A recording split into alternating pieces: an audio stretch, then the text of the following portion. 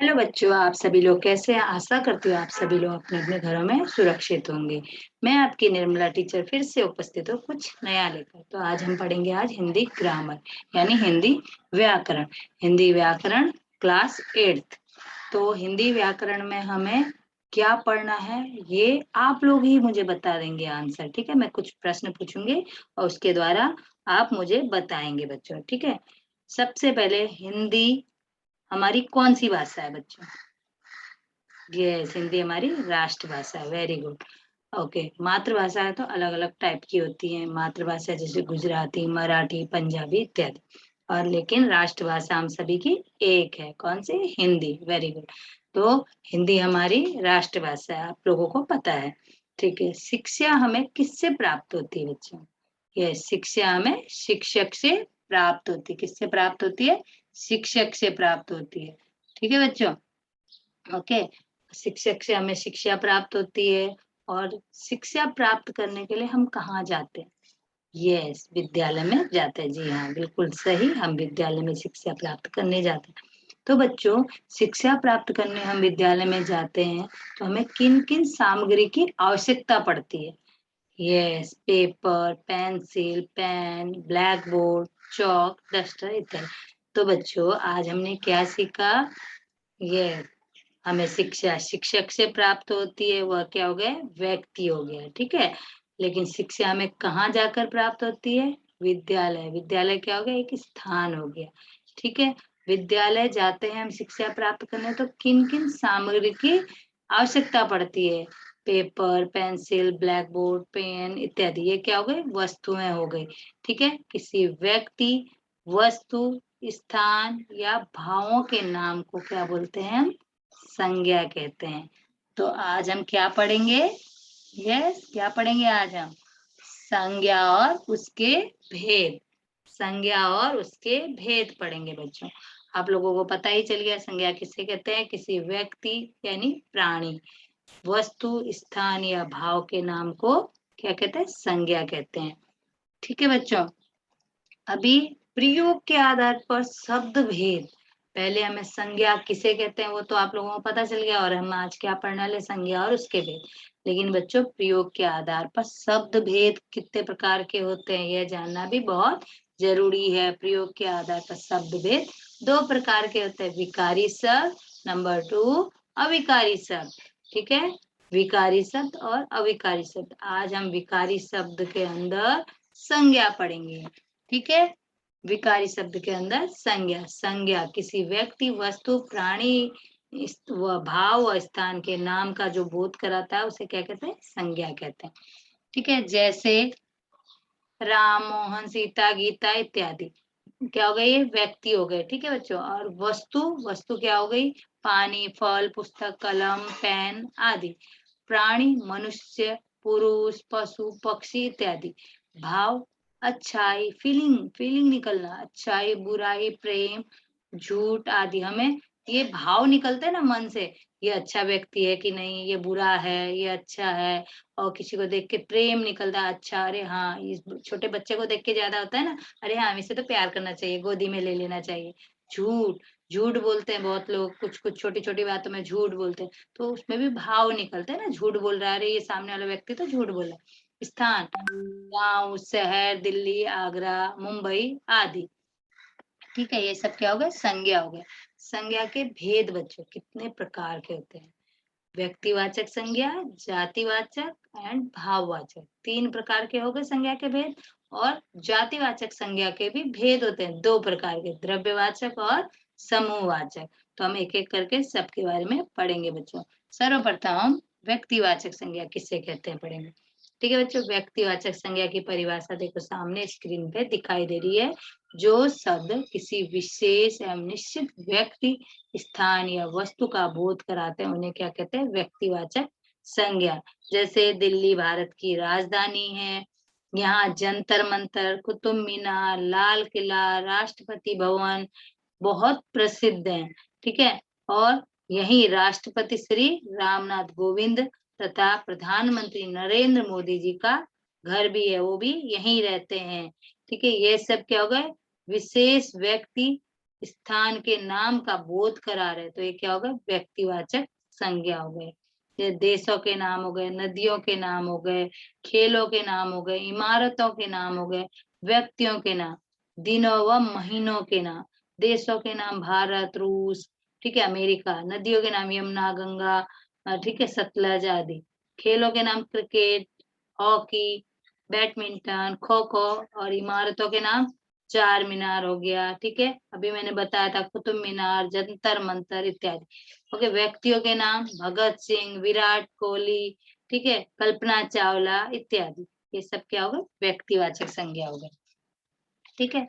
जो शब्द मैंने बताया, जो शब्द किसी विशेष एवं निश्चित व्यक्ति, स्थान या वस्तु का बोध कराते हैं, उन्हें व्यक्तिवाचक संज्ञा कहते हैं। जैसे स्वामी दयानंद सरस्वती ने आर्य समाज की स्थापना की थी। आर्य समाज की स्थापना किसने की? स्वामी दयानंद सरस्वती जी ने। ये क्या होगा? विशेष व्यक्ति हो गए। हिंदी साहित्य में छायावाद का प्रमुख महाकाव्य क्या है? कामायनी। छायावाद के बहुत सारे कवि हैं, लेखक हैं, ठीक है, लेकिन प्रमुख महाकाव्य कौन सा है? कामायनी। ये क्या होगा? विशेष वस्तु हो गई। ताजमहल आगरा में स्थित है, ये निश्चित प्लेस है, चेंज हो सकते हैं? नहीं। हम इसे मुंबई में ला सकते हैं? नहीं ला सकते। तो ये सब क्या होगा? व्यक्तिवाचक संज्ञा हो गए। अभी जातिवाचक संज्ञा, जो संज्ञा शब्द किसी प्राणी, पदार्थ या समूह की जाति का बोध कराते हैं, वे शब्द जातिवाचक संज्ञा कहलाते हैं। जैसे यह हमारा विद्यालय है, बहुत से छात्र छात्राएं यहाँ पढ़ती हैं, ठीक है, और पढ़ते हैं, और हमारी कक्षा में 30, 40 या 50 छात्र छात्राएं हैं, ठीक है। हमारे अध्यापक हमें अनेक विषय सिखाते हैं। विद्यालय में एक खेल का मैदान भी है, तो यहाँ पे बहुत सारे पेड़ पौधे भी लगे हुए हैं। ये क्या कर रहे हैं बच्चों? उपयुक्त शब्द में क्या हो रहा है? छात्र छात्राएं, कक्षा, अध्यापक, मैदान, पेड़ पौधे, ये सब क्या है? शब्द क्या है? विशेष व्यक्ति, वस्तु, स्थान के नाम का बोध नहीं करा रहे, बल्कि उनकी पूरी जाति का बोध करा रहे। तो क्या हो गए वो? जातिवाचक संज्ञा। ठीक है बच्चों, व्यक्तिवाचक संज्ञा का जातिवाचक संज्ञा के रूप में कैसे प्रयोग होता है बच्चों? ठीक है, आपने जातिवाचक संज्ञा किसे कहते हैं पढ़ा, व्यक्तिवाचक संज्ञा किसे कहते हैं पढ़ा। अब व्यक्तिवाचक संज्ञा का जातिवाचक संज्ञा के रूप में प्रयोग। कभी कभी किसी विशेष व्यक्ति के गुणों के कारण व्यक्तिवाचक संज्ञा का प्रयोग जातिवाचक के रूप में हो जाता है। क्या होता है? कभी कभी किसी व्यक्ति के विशेष गुणों के कारण उसका प्रयोग जातिवाचक के रूप में हो जाता है। किसी प्रसिद्ध व्यक्ति के नाम के गुणों का प्रयोग दूसरे व्यक्तियों के लिए किया जाता है, तो यहाँ संज्ञा शब्द व्यक्तिवाचक ना होकर जातिवाचक हो जाएगी। ठीक है बच्चों।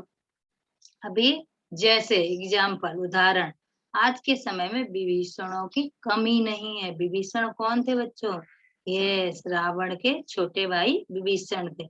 लेकिन यहाँ पे विभीषण रावण के भाई के साथ तुलना नहीं करी गई है। यहाँ पे विभीषण की उपाधि किसको दी गई है? विश्वासघातियों को।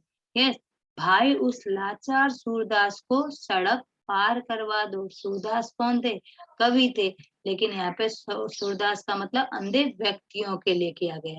ठीक है, सूरदास का प्रयोग अंधे व्यक्ति के लिए किया गया। अभी जातिवाचक संज्ञा का व्यक्तिवाचक संज्ञा के रूप में कैसे प्रयोग होता है?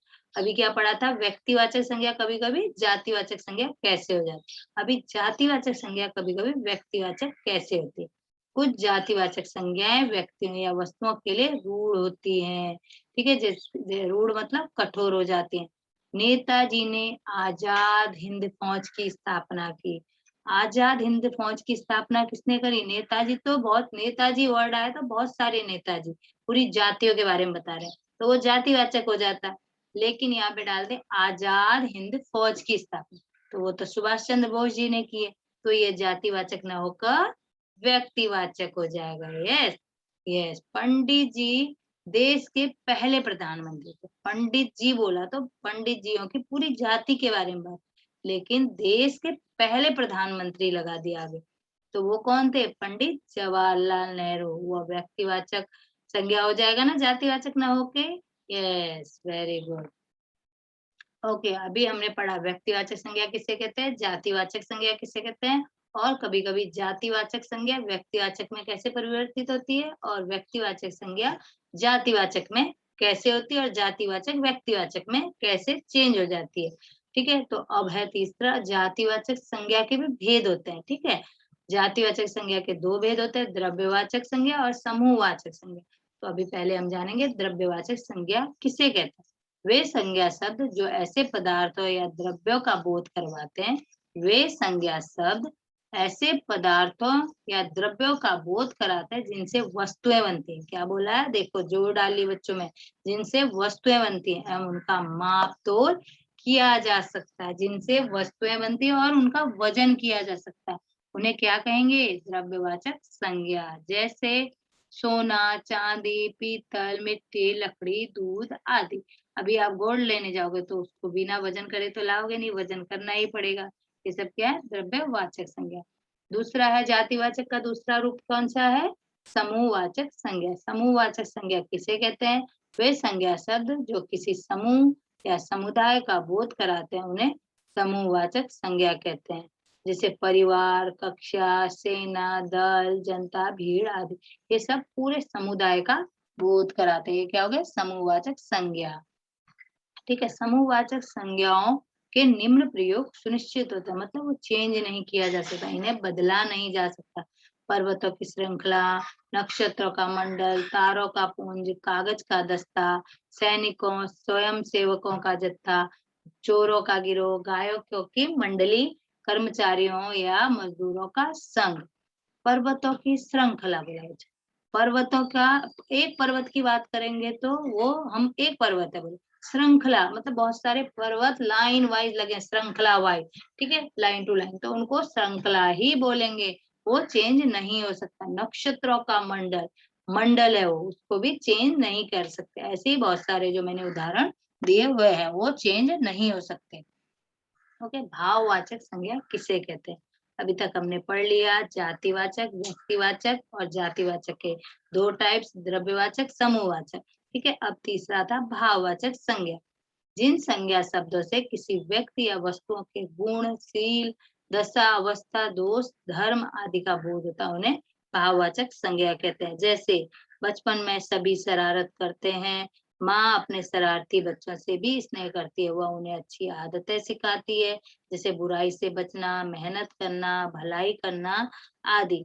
इन वाक्यों में बचपन, शरारत, स्नेह, आदत, बुराई, मेहनत तथा भलाई क्या है, ये सब शब्द भावों के नाम है। हम इन्हें छू नहीं सकते, केवल अनुभव कर सकते हैं। यह केवल फीलिंग है, इनको टच नहीं किया जा सकता, सिर्फ फील किया जा सकता है। इन्हें क्या कहेंगे, भाववाचक संज्ञा कहेंगे। जैसे बुढ़ापा, हम इसको टच नहीं कर सकते बच्चों। अच्छाई, हम इसको पकड़ सकते हैं नहीं, सिर्फ फील कर सकते हैं। सफलता, धैर्य, शांति और प्रेम इत्यादि, इनको सिर्फ हम अनुभव कर सकते हैं। ठीक है, किसी घर में कोई बूढ़ा व्यक्ति है, ठीक है, अभी हम बता सकते हैं, मतलब वो जो बूढ़ा व्यक्ति है वो सिर्फ बोल सकता है कि मैं बूढ़ा व्यक्ति हूँ, लेकिन वो बुढ़ापे को पकड़ सकता है नहीं। अभी किसी की अच्छाई को हम पकड़ सकते हैं नहीं, हम सीख सकते हैं अच्छाई से। ठीक है, उनकी अच्छाई को देख के हमें कुछ सीख मिल सकती है। सफलता, सफलता को हम नहीं पकड़ सकते, धैर्य को भी हम नहीं पकड़ सकते, शांति और प्रेम इत्यादि को भी हम नहीं पकड़ सकते बच्चों। ठीक है, भाववाचक संज्ञा शब्दों का जातिवाचक संज्ञा के रूप में कैसे प्रयोग होता है। ठीक है, भाववाचक संज्ञाएं एक वचन में प्रयुक्त होती है, कितने वचन में, एक वचन में, लेकिन जब उनका प्रयोग बहुवचन में किया जाता है तो वो क्या बन जाती है, जातिवाचक संज्ञा बन जाती है। जैसे बुराई, भाववाचक संज्ञा, बुराइयां जातिवाचक हो गया, दूरी, दूरियां जातिवाचक में हो गया। कुछ भाववाचक संज्ञाओं का बहुवचन नहीं होता, जैसे चंचलता, सुंदरता, शत्रुता, मित्रता आदि शब्दों का चंचलताओं, सुंदरताओं, शत्रुताओं आदि बहुवचन शब्दों का प्रयोग नहीं होगा, वह वही रहेगा, चंचलता का चंचलताओं नहीं हो सकता। ठीक है, भाववाचक संज्ञा से उन गुणों का बोध होता है जिनका अनुभव हमारा मन या हृदय कर सकता है, किंतु हम उन्हें न तो स्पर्श कर सकते हैं न देख सकते हैं, सिर्फ हम उनका अनुभव कर सकते हैं। जैसे क्रोध, मिठास, द्वेष, शत्रुता आदि। अभी भाववाचक संज्ञाएं चार प्रकार के शब्दों से बनाई जाती हैं। ठीक है, चार दी है उससे ज्यादा भी है, लेकिन यहाँ पे 4-5 मैं बताऊंगी आपको। पहला जातिवाचक संज्ञाएं, ठीक है। भाववाचक संज्ञाएं किन किन से बनती हैं? जातिवाचक मनुष्य मनुष्यता, मित्र मित्रता, देव देवत्व, नेता नेतृत्व, मजदूर मजदूरी, चोर चोरी, शिशु शैशव, पंडित का पांडित, ठीक है। अभी किससे बनाई जाएगी? दूसरा सर्वनाम से। भाववाचक संज्ञाएं 4 प्रकार के शब्दों से बनाई जाए। सर्वनाम स्व का स्व, क्या हो जाएगा? स्व का स्वत्व, अपना अपनापन, निज निजता, मम ममत्व, ठीक है बच्चों। और तीसरा क्या हो गया? भाववाचक संज्ञाएं कितने प्रकार के शब्दों से बनती हैं? 4 बोला है मैंने, ठीक है। मैं यहाँ पे लेकिन 5 दिखाऊंगी आपको। विशेषण से चौड़ा चौड़ाई, गहरा गहराई, वीर वीरता, लघु लघुता, चालाक चालाकी, खट्टा खटास, विद्वान विद्वत्ता, आलसी आलस्य।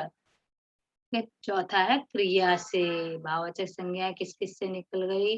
ठीक है। लिखना लिखाई, सिंचाई सिंचाई, सींचना सिंचाई, दिखाना दिखावट, थकाना थकना थकावट, बहना बहाव, चलना चाल, ठीक है बच्चों। 4 प्रकार के शब्दों से बनाई गई हैं कौन? भाववाचक संज्ञाएं, ठीक है। कौन कौन सी? जातिवाचक संज्ञा, ओके।